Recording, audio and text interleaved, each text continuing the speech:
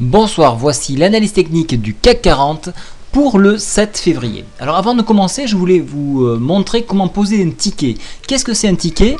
C'est une façon de communiquer entre nous. Vous allez sur Contacter, vous pouvez poser une question. Donc si vous cliquez dessus, vous allez donc avoir la possibilité de poser cette question-là. Donc là, ça charge. Voilà. Vous sélectionnez donc le type de questions qui se rapproche à une situation, votre demande, et puis vous envoyez votre message. Pour faire le suivi de cette question-là, vous allez sur Historique de nos échanges.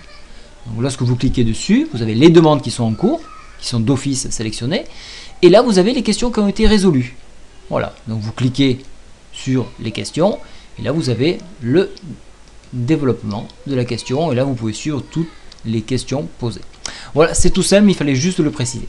Voilà, maintenant je saute sur l'analyse technique, ici. Alors vous voyez que Draghi, l'effet Draghi est très important, le taux n'a pas été bougé, Draghi a donné un discours rassurant comme il a l'habitude de faire. Qu'est-ce que nous avons eu? Nous avons eu le rebond sur le PTI exactement ici à ce niveau, donc ça c'était un joli point d'entrée pour ceux qui ont suivi. On est repassé successivement donc sur cette oblique de référence ici qui était à 4136, on a dépassé le R1, on a dépassé le R2, dépassé la MM10 ici qui était à 4163, un point délicat où il y a eu une lourde bataille, et puis donc après envolé en direction de R3 ici où nous avons buté 4195, on a buté sur un point clé 4197 précisément, c'est un point très important, voilà pourquoi donc nous avons un petit repli sur ce niveau. Alors qu'est-ce qui se passe? Qu'est-ce que cela veut dire? Cela veut dire que cela nous remet dans la course puisqu'on se retrouve dans un créneau dans une borne qui se situe entre 4164 et 4228. C'est le créneau d'indécision pure et c'est ici que nous allons travailler demain.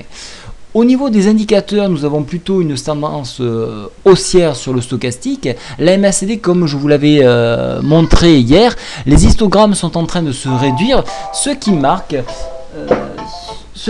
donc un retour donc, vers une tendance plutôt haussière, mais ce n'est pas encore fait.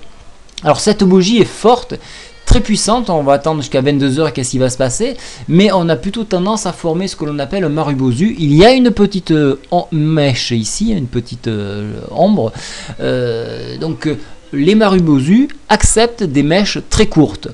Celle-ci elle est un petit peu trop longue, mais vous voyez que à 35 on était un petit peu plus haut. Voilà pourquoi donc je vous le signale, sur les plateformes qui s'arrêtent à 17 h 35, vous allez avoir un Marubozu beaucoup plus marqué. Voilà, donc pour demain matin, probable repli pour ceux qui souhaitent la baisse, cherchez la MM10 ici au contact des 4064, après en enfoncement, donc revoir cette oblique ici qui est toujours une référence à 4139. Pour les haussiers, alors poursuite du mouvement, rassuré par Draghi, on ira chercher donc le contact vers la MM20 sur 4228 points. Pour ma part, donc j'attendrai 22 h, voir un petit peu comment réagit le marché, mais il serait plus judicieux d'attendre un repli ici pour rejouer la hausse à nouveau.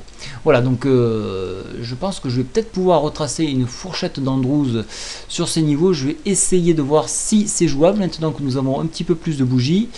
Voilà, c'est jouable. Je vais vous la tracer. On aura quelque chose où l'on peut s'appuyer. Voilà, ici, tac. Voilà, donc ça nous donne un petit peu des objectifs. Vous voyez que donc en dépassement de la MM20, on pourrait chercher pourquoi pas la médiane de la fourchette d'Andrews sur ce niveau à 4247 points. Voilà, je vous souhaite à tous une très bonne soirée et je vous dis à demain. Au revoir.